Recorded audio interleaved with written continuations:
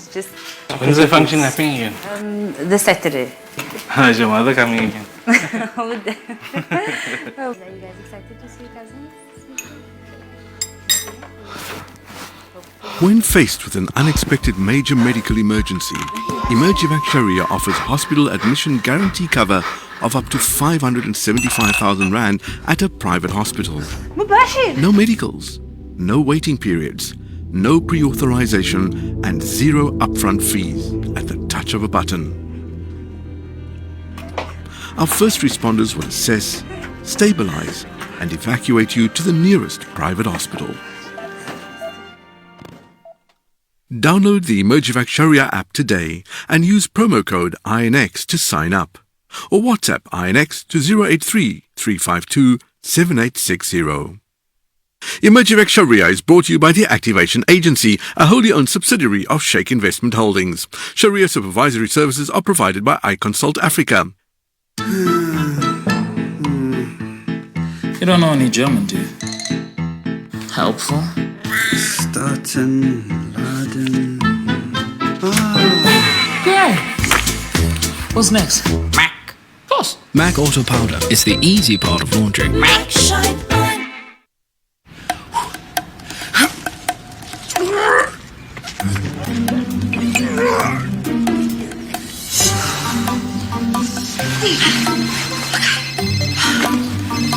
Hi.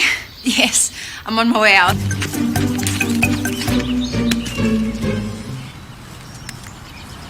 Life's a gym. Give your muscles everything they need to keep moving the way you want. Crampies, the muscle care expert. In 2024, INX Prime is on a mission to inspire, inform, uplift, and make a positive change in society. As a proudly South African TV and digital channel, we bridge the gap with viewership throughout Africa and the world, bringing you groundbreaking content. We aim to be authentic, relevant, and inspire. Whether it's fashion, food, or faith, we'll have you entertained. Our smart, innovative approach to content keeps us ahead of other channels. But it's not just about us, it's about you.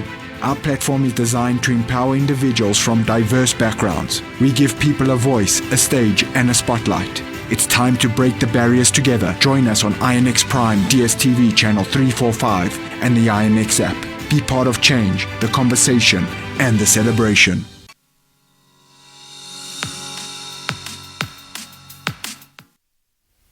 Welcome back, viewers. You are still tuned into Prime Live, and tonight we spotlight an inspiring story of resilience and entrepreneurship. Tonight we have an extraordinary guest whose journey from a small town, a mining village in Limpopo, to founding a successful company is truly remarkable. And at just 24 years old, Tshephang Molapo is the founder of Vanquish Group Pty Limited, a company inspired by her personal battles with bullying and mental health challenges. Now, through her venture, she has shown that overcoming adversity is definitely possible, and she is now a beacon of hope for many young people. As a passionate mental health advocate, she uses her story to inspire others and to remind them that while life can be fast-paced as well as extremely challenging sometimes, it is crucial to slow down and never give up. Good evening, Tshephang. Thank you so much for joining us on Prime Live tonight. Hi. It's such a privilege to be able to have a conversation with you this evening. I'm super excited to get into it. I mean, you are exactly what South Africa needs to see. You know, to young businesswomen is exactly what we need to see. Can you start our conversation off this evening by sharing a little bit more about your background and what inspired you to start Vanquish Group? Hi. Oh my goodness. Thank you so much for inviting me. I am extremely nervous. This is my first live interview, so you can imagine how I'm feeling. But my name is Tshephang Molapo. I am 24 years old. I was born and raised in a small village called Mantarasuk. It was only in 2004 when my parents then decided that we should move to the Burgersfort town. Then from there, I went to Calvin College, and then I did my high school in Hoërskool Leidenburg, and then in 2019, that's when I moved to Johannesburg and my career started. And in terms of Vanquish and why it started, it all just started because I had just decided that I needed to start healing from all the bullying that I experienced in high school. I needed to heal from the things that I was exposed. Oh my. Apologies, Tshephang, are you still with us? Viewers at home, we seem to have lost Tshephang for a moment there.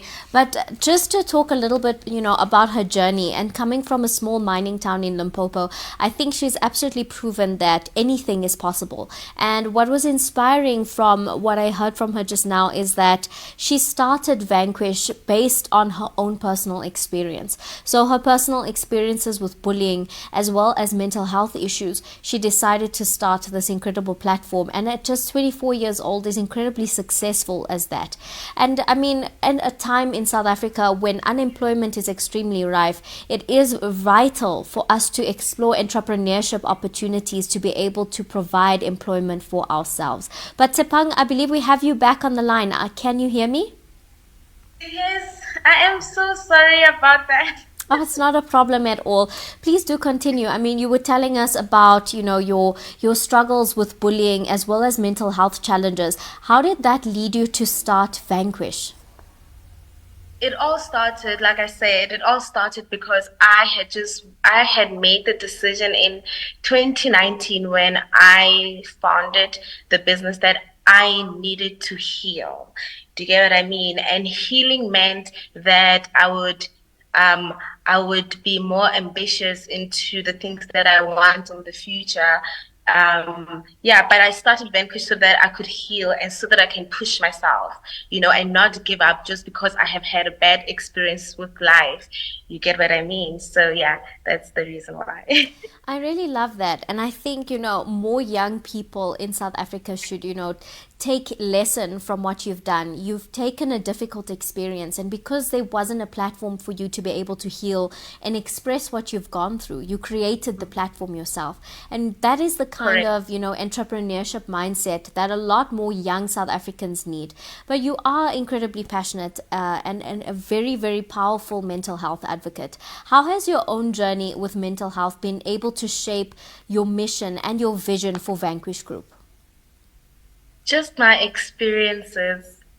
There are things that I'm obviously not ready as yet to start talking about, and hence I have the journal, because the journal is there to kind of create a very safe space for you. I mean, it is there to help the people. Like, for example, I'm not the type of person to come and tell you about my problems and stuff like that, but then just to have a very safe space within the journal, that is what pushed me.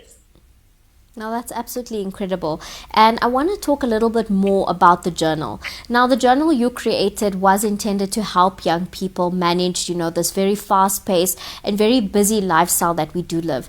And, your own personal struggles, as well as your experiences with bullying, as well as your mental health challenges, is something that pushed you to be able to create this platform for young people who might be undergoing something similar or even something a little bit different from what you experience. Can you take us through the journal, and what are some of the steps included, and what do you hope to really achieve from letting out this journal and giving access to young people to this journal? So I just want to put a disclaimer that I am not a psychologist. So the journal itself has questions that I wish that I was asked at 13, at 16, at 18, at 21. So the journal just has questions that help you reflect on where you are as a person. I do feel like we do take in a lot of information on social media that we tend to lose ourselves. Do you get what I mean? So the journal kind of just helps you to bring yourself back to reality and be like, what is it that you want? Do you really want, let me just say, for example, do you really want flowers, or are you influenced into having these flowers? Do you get what I mean? And the beauty about the journal is that it's an everyday journal. So it's not just a regular journal whereby it asks the same questions and stuff. No, it has motivational quotes inside. It has reflection questions. It's just a very fun journal, and it has a weekly planner as well. So you can use it. It can also be used as a day-to-day journal. So yes, so that is the journal. Yeah. I really love the concept, behind the journal. Yes, the motivational quotes, but also sometimes when you are feeling stressed or you are currently struggling with your mental health, sometimes a weekly planner or a journal can really help you focus in on your thoughts, manage your time, and make you feel a bit less overwhelmed and a lot less alone. I also like, what you mentioned a little earlier in the conversation when you talked about how, do I actually want the flowers or am I being influenced to want them? And I think what is so relatable and what a lot of young people can relate to is because we live in such a digital world, we are influenced to wanting so many things, and we are seeing so many influencers trying to push so many different things on us that it's often difficult for us to be able to differentiate from what we actually want as young people versus what is being pushed on us. Like, do I even like flowers? Is that something that will make me feel loved and appreciated? Or would I prefer a slice of garlic bread or something like that? Exactly. So it's often difficult for young people to be able to differentiate who they truly are in such a multifaceted social media space where we tend to lose sight of who we are and what we truly want. So I love that you, as a young person, are putting content out there and are putting this journal together out there to allow young people to confront who they really are and be able to identify, this is who I actually am. It's not all these things I've been influenced into liking on social media. Now, speaking about your journey, you faced, a lot of significant challenges. You talked about bullying as well as, a suicide attempt and struggles with mental health. And I know that a lot of young people in South Africa are also struggling, with similar mental health issues and with similar incidences of bullying that can really, really dampen the spirit. How did you manage to find the strength to overcome these obstacles? And if there are any young people out there who are listening to our conversation this evening and are struggling from something similar, what advice would you give to them and how would you encourage them to overcome these difficult experiences? So with me, I was lucky enough that I had a healthy support system from my family. So the journal is also there to kind of help the young people, that to just make them know that we are all going through something. Do you get what I mean? Just because right now, because I mean, there are a lot of households that do not believe in depression, and that kind of just side play it. So the journal is there to kind of remind you that we're all going through something. We're all working through something every day. But if there's one thing that I would love to advise the young people is that just go through it. Allow yourself to feel. Do you get what I mean? Allow yourself to feel. It's not the end of the world. It's not the end of the world to feel a little bit of pain, because the beauty about pain is that once the wound is healed, it leaves such a beautiful scar. So just allow yourself to go through stuff. Do you get what I mean? Yes. So. And I just want to tell everyone out there that we're all going through something. Just because I'm there, I'm posing, looking happy, we're all going through something. We're working through something every day. Yes. No, that's very true, and that's very powerful. I think we see happy faces on social media platforms, and those aren't always very happy faces. And I think the best thing that we can do is just to be kind, because like you said, you never know what somebody might be going through. And thank you for sharing, those pieces of tips and advice that helped you get through those difficult circumstances. We do have a lot of young South Africans who are also going through difficult circumstances, and seeing other happy people on social media isn't always very encouraging. But you being vulnerable enough to talk about the difficult experiences you have, I know will inspire a lot of young people to be able to do the same and not be so hard on themselves. Now, I also want to talk about being a young entrepreneur in South Africa. Being an entrepreneur is no easy feat, and any business owner that we've had an opportunity to speak to on the show emphasizes how difficult it is. And not just at 24 years old, you're also a very successful entrepreneur. And we have a lot of young people out there who are maybe struggling to find work and have the spirit of entrepreneurship, but are maybe just a little bit afraid to take that step. What sort of entrepreneurship advice would you give to young South Africans who are maybe on the brink of wanting to start their own businesses but are just a little bit afraid to do so? I think I'd love to share my journey on that as well. So in 2019, I took a gap year, because I didn't know what I wanted to do with my life. I wouldn't even sit here and lie. It was only in 2020 when COVID hit, and I was like, everyone was on social media, and I was like, just because I took a gap year does not mean that I am behind, right? And that is when I decided to do an online course with UCT for social media marketing, right? And if I tell you that I studied, and then I started working, I started working for a very small company actually. It was called Komanang. They sold water, right? So working there gave me a business idea, because before the journal, I started a business of boxed water. And if I tell you that I invested so much in that business just for it to not work, I told myself that just because this is not working now, that should not mean that I should stop. Do you get what I mean? Maybe I had just started something that was not aligned with what I should be giving out there. You see, then I started the journal. But just to cut it short,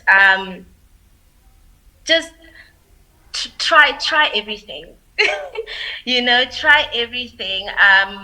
But thing that I would love to give to the young people is that every job has an opportunity somewhere. You see, just the working experience, just having a working experience can literally set you far, and you would not. Do you get what I mean? I mean, for as much as I'm sitting here, and I'm doing well for myself, I had to work, and I had to receive less than I deserved. But I was looking at the bigger picture, and the bigger picture is that the working experience that I got from all these jobs have now shaped me into this entrepreneur that I am today. You see, so all I want to say is every work experience is important, and you should take it. Just take every work experience.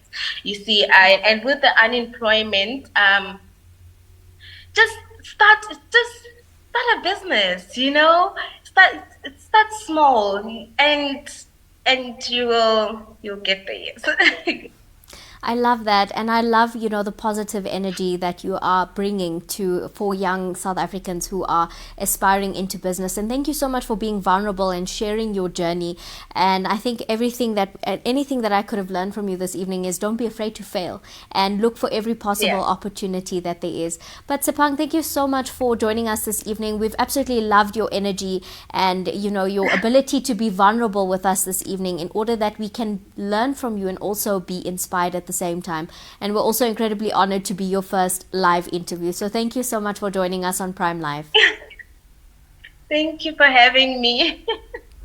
Viewers at home, that is Tshephang, a 24-year-old entrepreneur. And yes, if you can learn anything from her journey, is that don't be afraid to fail. Always look for opportunity. And sometimes when you want to start a business, it can be very, very scary. But like she said, just do it. And she's doing incredible things. And as a mental health awareness advocate, she's also doing incredible work to make the world a better place. But viewers at home, on that note, it is time for us to take an ad break, and we'll come right back.